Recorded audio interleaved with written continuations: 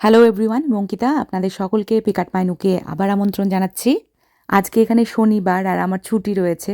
ভাবলাম অনেক দিন আপনাদেরকে বাগানে নিয়ে যাওয়া হয় না, কিছু সবজিও এসেছে, সবজিগুলোও তুলে আনি আর আপনাদেরকেও একটু বাগানটা ঘুরিয়ে দেখাই। আমি তো আগেও আপনাদেরকে দেখিয়েছি যে আমাদের বেগুন গাছে এবার প্রচুর বেগুন হচ্ছে, আর বেগুনগুলো ভীষণই ভালো, একটা বিচি নেই।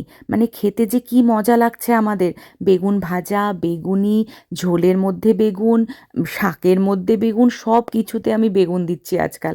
মানে দারুণ লাগছে খেতে বেগুনগুলো। বাড়িতেই এত বেগুন পাচ্ছি যে দোকান থেকে আর বেগুন কিনে আনতে হচ্ছে না। আর এই লম্বা বেগুনগুলো না সব খাবারেই বেশ ভালো যাচ্ছে। জব শুরু হওয়ার আগে একদিন বাদে বাদেই বাগানে আসতাম, সবজি তুলে নিয়ে যেতাম। এখন এই সকাল 5টার সময় উঠে তড়িঘড়ি করে এই যে বেরিয়ে যাচ্ছি স্কুলের জন্য, তারপরে ধরুন বিকেলবেলা 3টের সময় ফিরছি, ফ্রেশ হয়ে রেস্ট নিয়ে আবার পরের দিনের রান্নাবান্নার প্রিপারেশন শুরু করে দিচ্ছি। বাগানে এসে না সময় দেওয়া হচ্ছে না, মানে ওই ঘুরে ঘুরে যে সবজিগুলো দেখবো তুলবো সেটার সময় কিন্তু পাচ্ছি না।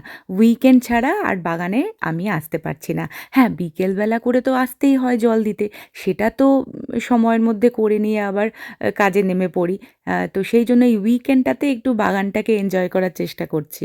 দেখেছেন তো লঙ্কা কত হয়েছে, ছোট লঙ্কাও যেমন প্রচুর হয়েছে, সেরানো পেপার তেমন এসেছে। আমি মাঝে যেহেতু সেরানো পেপার তুলিনি, সেই জন্য এসে দেখি যে প্রত্যেকটা ডালে ডালে সেরানো পেপার, আর কি লম্বা আর বিশাল হয়েছে এবারে সেরানো পেপারগুলো। এই সেরানো পেপারগুলো দিয়ে পাকোড়া বানালে দারুণ লাগে, ভাবছি বানাবো এর মধ্যে। আর বেল পেপারের কথা কি বলি, প্রত্যেক সপ্তাহে 3-4টে করে বেল পেপার নিয়ে যাচ্ছি। চাউমিন, স্যান্ডউইচ সবেতেই বেল পেপার ব্যবহার করছি। আমি তো আমার বন্ধুদেরও কয়েকটা বেল পেপার দিয়েছি। আর গাছে এখন অনেক ছোট ছোট বেল পেপার আছে, যেগুলো আগামী কয়েক সপ্তাহে বড় হয়ে যাবে। মানে মোটামুটি আমি ভাবছি যে সেপ্টেম্বরটা পুরো বেল পেপার এনজয় করতে পারবো আমরা। আর টমেটোও ভালো হচ্ছে, চেরি টমেটো আগের থেকে ফলন কমে এসেছে, তবে যে কটা এখন আছে সেগুলো এই যে পেকে গেছে, এখন এগুলো রান্নাতে ব্যবহার করতে পারছি, স্যালাডে আমি মাঝে মাঝে দিচ্ছি। আর বড় টমেটো তো হচ্ছেই, কিছু টমেটো এখনও সবুজ রয়েছে, কিছু টমেটো পেকেছে, সেগুলো ব্যবহার করছি। আর সবুজ টমেটো আমি নিয়ে গিয়ে রান্নাতে দিয়েছি। আর বেসিল পাতা তো হয়েই চলেছে, আমি পেস্তো সস বানিয়ে রাখি, পাস্তা বানানোর সময় ব্যবহার করি। তো আজকের মতো আমার হারভেস্টিং কমপ্লিট। তো এই হচ্ছে আমার হারভেস্ট আজকের মতো। দুটো বেল পেপার তুলেছি, তার সাথে কিছু সেরানো পেপার তো দেখতেই পাচ্ছেন অনেকগুলো নিয়েছি, আর এক দুটো লাল রঙের সেরানো পেপারও পেয়েছি। বেগুন রয়েছে, চেরি টমেটো, ছোট লঙ্কা, তার সাথে অনেকগুলো বেসিল পাতা। তো চলুন এই সবজিগুলো ওপরে নিয়ে যাওয়ার আগে ভালো করে জল দিয়ে ধুয়ে নিই। আজকে আমাদের বাড়িতে কাজ রয়েছে, আমাদের 3টে বেডরুমের ফ্লোরিং চেঞ্জ হবে, কিছুক্ষণ পরেই সব মিস্ত্রিরা আসবে সেগুলো ঠিক করতে। আপনাদেরকে আমি এই ব্লগেই দেখাবো সেটা। আমাদের বাগানে জল দেওয়ার জন্য এখানে জলের ব্যবস্থা আছে, এখান থেকেই আমি জলের পাইপ টেনে সবসময় জল দিই। তো এই যে ঝুড়িটা দেখতে পাচ্ছেন, এই ঝুড়ির তলায় আবার ছোট ছোট ফুটো রয়েছে। তো এই যে জল দিয়ে আমি সবজিগুলো ধোবো, এখনই সব যা ধুলো ময়লা কিংবা পোকামাকড় যদি থাকে সেগুলো এই জলের সাথে ধুয়ে চলে যাবে। সবজিগুলো ধোয়া হয়ে গেছে, তো চলুন এবার ওপরে নিয়ে যাই, আর যে 3টে রুমে আমাদের কাজ হবে সেগুলো একটু আপনাদেরকে ঘুরিয়ে দেখাই। আমাদের বাড়িতে টোটাল 4টে রুম, ওপরে 3টে, নিচে একটা। নিচের রুমটা ছোট, নীলাদ্রি সেটাকে অফিস বানিয়ে নিয়েছে। আর ওপরে একটা মাস্টার বেডরুম আছে, পেখমের বেডরুম রয়েছে, আর একটা মাল্টিপারপাস রুম। আপনারা খেয়াল করবেন আমাদের এই 3টে বেডরুমের মেঝেতে কার্পেট বসানো আছে, আজকে এই কার্পেটগুলোই তুলে ফেলা হবে। দেওয়ালে যে শেলফগুলো আছে সেখান থেকে কোনো জিনিস আমি সরাইনি, কারণ দেওয়ালে কোনো কাজ হবে না। তার সাথে আমাদের যে ক্লজেট রয়েছে সেই ক্লজেটের মধ্যে আমাদের অর্গানাইজার কাপড় জামা ছিল, সেগুলো সব আমি সরিয়ে ফেলেছি, কারণ ক্লজেটের যে কার্পেটটা সেটাও চেঞ্জ হবে। আর আমাদের ড্রেসার রয়েছে, সেই ড্রেসারেও অনেক জামা কাপড় ছিল, সেগুলো সব বের করে সরিয়ে ফেলেছি, কারণ ড্রেসারটা সরিয়ে কাজ হবে। আমরা যখন 2018-তে এই বাড়িতে আসি তখন থেকেই এই কার্পেটগুলো লাগানো রয়েছে। আমাদের আগে যারা ছিলেন ওনার, তারা ঠিক 1 বছর আগে মানে 2017-তে কার্পেটটা চেঞ্জ করেছিলেন। সেই জন্য কার্পেটের কন্ডিশন ভালো থাকায় আমরা আর চেঞ্জ করিনি। তবে এই যে বিগত 5-6 বছরে কার্পেটটা কিন্তু অনেকটাই খারাপ হয়ে গেছে, তাই আমরা ঠিক করি যে কার্পেটটাকে তুলে এবারে আমরা উডেন ফ্লোর করব। আমি এখন পেখমের বেডরুমে রয়েছি, এবং আমাদের মাস্টার বেডরুম কিংবা মাল্টিপারপাস রুমের থেকে অনেক বেশি জিনিস হচ্ছে পেখমের বেডরুমে ছিল। সেগুলো গত 2-4 দিন ধরে আমরা 3 জনে মিলে সরিয়েছি, নিচে অন্য জায়গায় রেখে এসেছি। এবং যেহেতু পেখমের রুমটা খালি করা হয়েছে, সেই জন্য সেই সুযোগ নিয়ে আমরা ভাবছি পেখমের রুমটাকে রং করে দেব। তার সাথে কার্পেট তো চেঞ্জ হচ্ছেই, কারণ পেখমের রুমের কার্পেটটাও কিন্তু অনেকটা খারাপ হয়ে গেছে। আর মাল্টিপারপাস নামটা শুনেই বুঝতে পারছেন যে এই রুমটাকে আমরা বিভিন্ন কাজে ব্যবহার করি।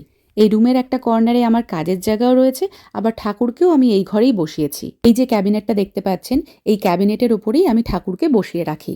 এবং এই রুমে আমরা একটা বেডও রেখেছি, তাই এটাকে গেস্ট রুম হিসেবেও আমরা ব্যবহার করি। তবে বাকি দুটো রুমের কার্পেটের কন্ডিশনের থেকে এই রুমের কার্পেটের কন্ডিশন কিন্তু তুলনামূলক ভালো। তবে বাকি দুটো যেহেতু চেঞ্জ করা হচ্ছে, সেই জন্য এই রুমের কার্পেটটাও আমরা চেঞ্জ করে দেব। এই যে 3টে রুম আমরা খালি করেছি, সেখানকার সব জিনিস আমরা গ্যারেজে এনে রেখেছি। এখানেই 90% জিনিস রয়েছে। ছোট ছোট ফার্নিচার আছে, কাপড় জামা তো বোঝাই 3 জনের, পেখমের রুমের জিনিস, আমাদের রুম, সব জিনিস এখানে রাখা হয়েছে। তবে কিছু জিনিস আমরা আবার আমাদের এই যে ড্রয়িং রুমেও রেখেছি। এগুলো সব আবার এই ফ্লোরিংয়ের কাজ শেষ হলে গুছিয়ে রাখতে হবে। এই দেখুন, যারা আমাদের ফ্লোরিং ইনস্টল করবে তারা চলে এসেছে। নীলাদ্রি একবার চেক করে নিচ্ছে যে ফ্লোরটা আমরা অর্ডার করেছি, মানে লেন্থ এবং উইথ ওয়াইজ সেটা ঠিক এসেছে কিনা। ওরা এসে প্রথমেই যেটা করছে সেটা হচ্ছে পুরনো কার্পেটটাকে পুরোপুরি তুলে ফেলছে। এবং এই কার্পেটগুলো কিন্তু আমরা কখনো তুলতে পারতাম না, এটা পুরোপুরি গ্লু দিয়ে ফিক্স করা রয়েছে মেঝের সাথে। সেই কারণে খুব সহজেই এই কার্পেটগুলো তোলা যায় না। এই কার্পেটগুলো তোলার জন্য রীতিমতো কাটার ব্যবহার করতে হয়। যেমন দেখুন, প্রথমে হাত দিয়ে তোলার চেষ্টা করছে কিন্তু পারছে না। তখন ও কী করছে, ওই চাকু দিয়ে এই কার্পেটটাকে একটু চিরে দিচ্ছে, তারপরে টেনে এটাকে ওঠানোর চেষ্টা করছে। সব ঘরে যখন কার্পেটগুলো তোলা হয়ে গেল, তখন ওরা নিজেরাই সেই টুকরোগুলোকে আবার নিচে নিয়ে যাচ্ছে। আমাদের বাড়ির পাশেই একটা জায়গায় ওরা সেগুলোকে জড়ো করে রাখছে। পরে যখন সব কাজ হয়ে যাবে তখন ওরাই পরিষ্কার করে দেবে। এই যে দেখুন, আমাদের বাড়ির সামনে, গ্যারেজের সামনে এই জিনিসগুলোকে এখানে ওরা রাখছে। আমি যেটা লক্ষ্য করলাম যে ওরা পুরো ঘরের কার্পেট একবারে তুলছে না, কিছুটা পোর্শন কার্পেট ভালো করে তুলে নিয়েছে। সেই জায়গাটা এবার ঝাড়ু দিয়ে পরিষ্কার করে নিচ্ছে, যাতে কার্পেটের কোনো টুকরো কিংবা ধুলোবালি না থাকে। এদিকে আমাদের মাস্টার বেডরুমের কার্পেট তোলা হয়ে গেছে। পুরো কার্পেট তোলার পরে ঘরটা অনেক বেশি বড় দেখাচ্ছে। আর আপনারা নিশ্চয়ই খেয়াল করেছেন যে ঘরের যে মেঝেগুলো, সেগুলো সব কাঠ দিয়ে তৈরি। আমরা সবাই জানি যে আমেরিকাতে প্রায় 94 থেকে 96% বাড়ি এই কাঠ দিয়েই তৈরি হয়। আর এই বাড়িগুলো কাঠ দিয়ে বানানোর বেশ কিছু কারণ রয়েছে। তার মধ্যে প্রধান কারণ হচ্ছে যে কাঠ দিয়ে বাড়িগুলো বানালে খরচা অনেক কম পড়ে। যে কাঠগুলো বাড়ি বানানোর ক্ষেত্রে ব্যবহার হয়, সেগুলো আমেরিকাতে অনেক বেশি অ্যাভেলেবল। এখানকার যে লগিং ইন্ডাস্ট্রি, সেটা অনেক বড় মাপের। আর একটা প্রধান কারণ হচ্ছে যে কাঠ দিয়ে বাড়ি বানানো অনেক সহজ, মানে বাড়িটাকে অ্যাসেম্বল করতে সময় কম লাগে। এখানে যেহেতু লেবার কস্ট অনেক বেশি, সেই জন্য কাঠ দিয়ে বাড়ি বানালে তাড়াতাড়ি বাড়িটা তৈরি করে নেওয়া যাবে। এদিকে আমরা যদি কংক্রিট কিংবা ইট দিয়ে বাড়ি বানাই, তাহলে সময়টা অনেক বেশি লাগবে, তার মানে লেবার কস্টও অনেক বেশি দিতে হবে। আর আমরা সবাই জানি যে আমেরিকাতে বেশ কিছু স্টেটে খুব ঠান্ডা পড়ে, তাই কাঠের বাড়ি হলে ঘরগুলো কিন্তু গরম থাকে। তার মানে এই নয় যে এখানে কংক্রিট বাড়ি বা ইটের বাড়ি নেই, সেগুলোও আছে, তবে পরিমাণে কম। এদিকে প্রিপারেশন কিন্তু ডান, এবারে ফ্লোরিংটা শুরু হবে। তো আমরা এবারে এই 3টে বেডরুমে ভাইনাল উড ফ্লোরিং করাচ্ছি। এই 3টে বেডরুম ছাড়া আমাদের বাড়ির বেশিরভাগ জায়গাতেই হার্ডউড ফ্লোর লাগানো আছে। লিভিং, কিচেন, ডাইনিং এবং সিঁড়ি, এখানে হার্ডউড ফ্লোর বসানো আছে। আর নিচের তলাতে ল্যামিনেট ফ্লোরিং করা আছে, যেটা আমাদের আগে যারা ছিলেন তারাই করিয়ে রেখেছিলেন। এবং বাথরুমে নর্মাল টাইলস বসানো আছে।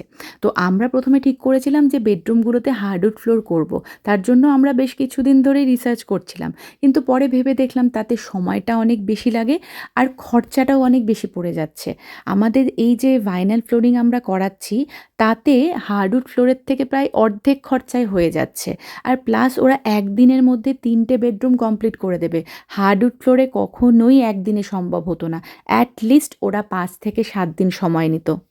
এইসব বিভিন্ন কারণ দেখে আমরা ভাইনাল ফ্লোরিংটাই চুজ করলাম। তবে হ্যাঁ, বাড়ির ভ্যালু যদি বাড়াতে হয় তাহলে হার্ডউড ফ্লোরই কিন্তু প্রেফারেবল। আর এটা টেকসইও হয় অনেক বেশি। আমরা যদি কখনো লিভিং ডাইনিংয়ের ফ্লোরিং চেঞ্জ করি, তাহলে হার্ডউড ফ্লোর সরিয়ে আবার হার্ডউড ফ্লোরই করব, কারণ ওটা হেভি ট্রাফিক এরিয়া, সেখানে যাতায়াতটা বেশি হয়। সেই জন্য টেকসই জিনিসই সেখানে লাগানো উচিত। তবে বেডরুমে যেহেতু খুব বেশি হাঁটামেলা হয় না, সেই জন্য আমরা এই ভাইনাল ফ্লোরিংয়ের দিকেই এলাম। এরা সেই সকাল 11টায় কাজ শুরু করেছে এবং কন্টিনিউ কাজ করে চলেছে, এবং 3টে রুমের কাজ একসাথে চলছে। এতক্ষণ ধরে টানা কাজ করছে, নিশ্চয়ই খিদে পেয়ে গেছে। আরও 3-4 ঘন্টার কাজ বাকি আছে, তাই ঝটপট করে একটু ডিমের অমলেট ভেজে দিলাম দুজনকে। আর এরা মেক্সিকান, তাই গুয়াকামোলে ভালো খাবে, সেই জন্য বাড়িতে অ্যাভোকাডো ছিল, গুয়াকামোলে করে দিলাম, একটু চিপস দিয়ে সার্ভ করলাম। খাবারগুলো পছন্দ হয়েছে। কারণ আমি একটু ঝাল, ঝাল করেই বানিয়েছিলাম। আমি জানি মেক্সিকানরা কিন্তু আমাদের মতো স্পাইসি খাবার খেতে ভালোবাসে। বারবার বলছিল যে, "স্পাইসি করেছো, আমাদের খুব ভালো লেগেছে।" খাওয়া-দাওয়া শেষ করে ওরা আবার কাজে লেগে পড়েছে। এখন বেশ তাড়াতাড়ি হাত চালাচ্ছে কারণ এখনও আরেকটা রুমের কাজ বাকি আছে। তো আমার মনে হচ্ছে আজকে বিকেল ৪টা-৫টার মধ্যেই শেষ হয়ে যাবে কাজ।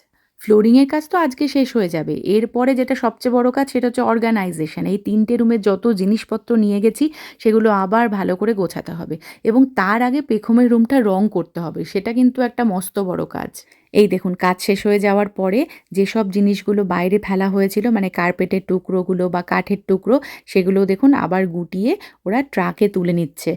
ওখানে বাইরে কোথাও গার্বেজ করে দেবে। চলুন দেখে নিই ঘরগুলো কেমন দেখাচ্ছে।